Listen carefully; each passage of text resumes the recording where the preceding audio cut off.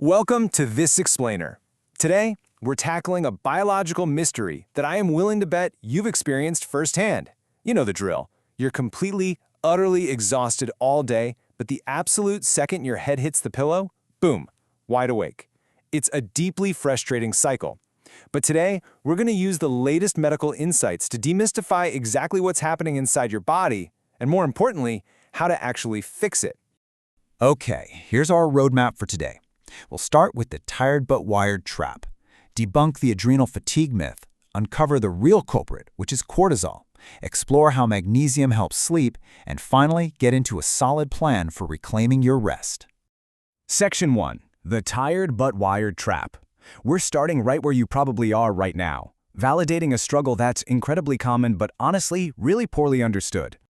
This question right here perfectly captures that deeply frustrating, tired but wired phenomenon. I mean, we've all been there, right? Your body is desperately craving rest. Your eyelids feel like heavy anvils at your desk around 3 p.m., yet somehow, later that night, your mind just absolutely refuses to shut down. You're just lying there, staring at the ceiling, feeling this weird, nervous energy coursing through your veins.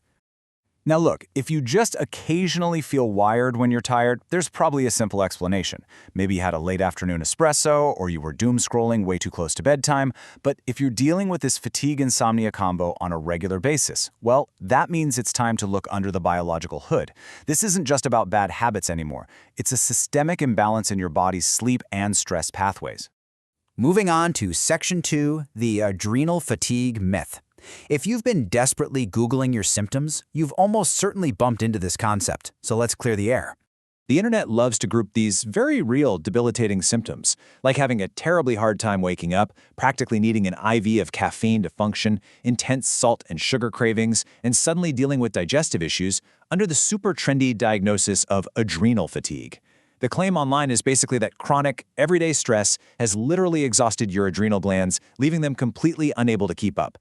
But here's where we hit a massive divide between online trends and actual clinical science. Listen, your symptoms are entirely valid. They are very real. But the idea of your adrenal glands just running out of gas and failing to produce hormones, it's a myth. It's just not supported by medical evidence. In fact, the Endocrine Society is very clear on this. Adrenal fatigue is not a recognized medical condition. Your glands don't just get tired and quit on you. So that brings us to Section 3, the real culprit, cortisol.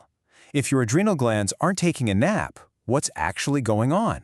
Enter the HPA axis, the hypothalamic pituitary adrenal axis. Think of this as your body's central alarm system. It's your central nervous system and endocrine system teaming up. When this axis senses stress, and that could be a physical threat, emotional turmoil, or just intense psychological pressure at work, it jumps right into action. It sets off this whole cascade of chemical responses, mainly pumping out cortisol, our primary stress hormone. But here's the kicker. This system doesn't just manage stress, it also regulates your digestion, your energy, and critically, your sleep-wake cycle.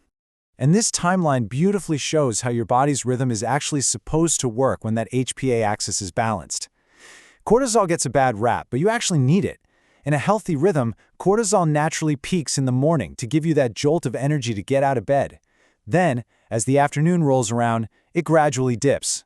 By evening, your HPA axis naturally suppresses it. That drop is basically the biological green light that tells calming hormones like melatonin, hey, take over, it's time to rest. However, when chronic, unmanaged stress totally dysregulates your HPA axis, that whole rhythm goes right out the window. Your cortisol isn't getting suppressed at night anymore. Instead, it stays stubbornly high or it suddenly spikes out of nowhere. And that right there is what causes the dreaded 3 a.m. wake-up call. Your brain is literally sounding the stress alarm while you're trying to sleep, which leaves you with a racing heart, tense muscles, and that absolutely awful wired feeling. Section 4. How magnesium helps sleep. Now that we know a dysregulated HPA axis and high nighttime cortisol are the real villains here, let's look at an evidence-based biological tool to fix it. We're talking about magnesium, and honestly, the biochemistry here is fascinating. Magnesium doesn't just knock you out cold like a prescription sleeping pill. Instead, it acts like a master regulator in your nervous system. It simultaneously presses down on the calming GABA brake pedal, slowing down nerve activity, while physically blocking the alert glutamate gas pedal, By doing both of these things at the exact same time, magnesium effectively quiets down that racing, overstimulated mind and lets your cortisol levels naturally drop.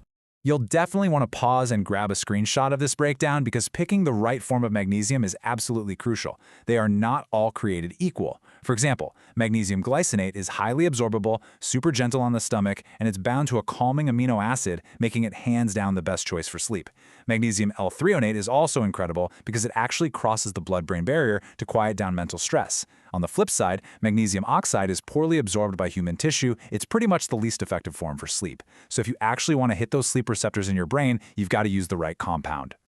But hey, before you go buying up the supplement aisle, clinical guidelines tell us to look at our plates first.